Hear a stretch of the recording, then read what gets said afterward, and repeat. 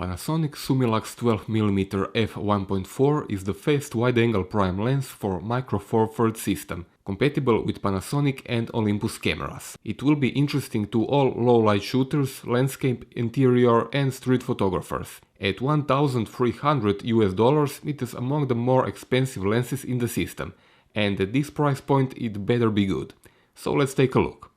Build quality is excellent. Body of the lens is completely from metal and has dust and water protection seals. At 7 cm length and 335 grams, it is a bit bigger than average prime lens for micro four thirds system. Still, considering it has 1.4 aperture and high optical quality, this is not a problem. Just think about the size of similar 24mm lens in full frame format. Most of them are twice the size and weight. Here's a comparison with the new 12 to 60mm. As you can see, it is actually rather compact in real life. Focusing is internal. Front element does not rotate nor extend when focusing. The lens keeps its size constant no matter what. Manual focusing uses focus by wire, which means focus ring rotates infinitely.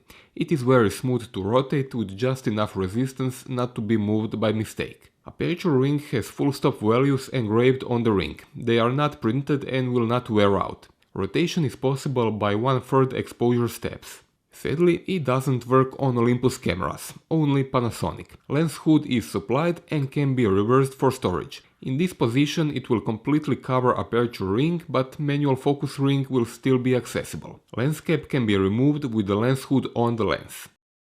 Center performance wide open is good, but not as exceptional like, for example, Olympus 25mm f1.2. It sharpens up pretty nicely already at f2, and at f2.8 reaches maximum performance, which is maintained all the way to f8.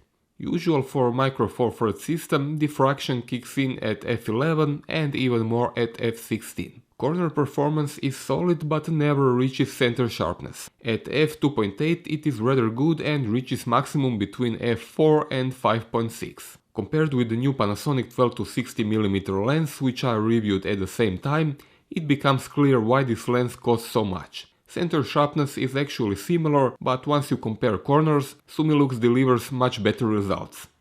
This lens exhibits slight focus shift toward the camera at f2 and 2.8. Still, focal plane which was focused to remains sharp, so I wouldn't worry about it in real life. Focus breathing isn't visible. This lens is a very good choice for video recording.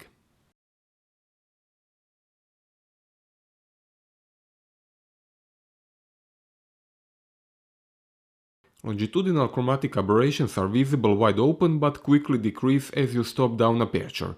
At f2.8 I wouldn't worry about them, and by f4 they are almost completely gone. Lateral aberrations are not visible since I use this lens on GH5, which corrects them even in RAW files. Some purple fringing is still visible upon close examination, but cleans up nicely in camera RAW. Distortions are also auto-corrected in camera even for RAW files, so in this regard I have nothing to report.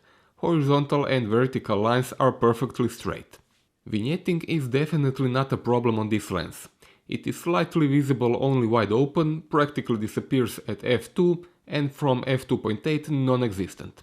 Flare is well controlled. It appears mostly with the light source halfway to the corner. Once it exits the frame, flare disappears. Bokeh looks rather good for a 12mm wide-angle lens. It is quite creamy without harsh look even for these trim branches in the background.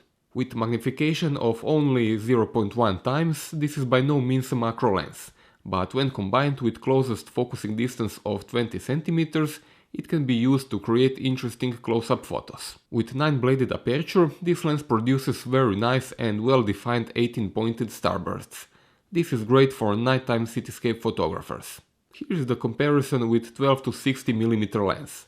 Summilux is much nicer. For conclusion, I can say Panasonic made a really impressive lens. It delivers good resolution and contrast already wide open, and when stopped down a bit becomes tech sharp both in center and corners. Bokeh is very nice, distortions don't exist, flare is well controlled, and light fall off is maybe even the best for f1.4 lens I have ever seen in any system.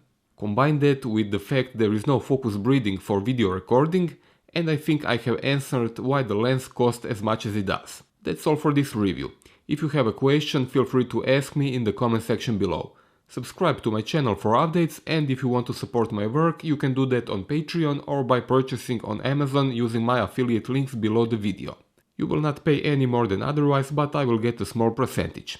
Thanks for watching.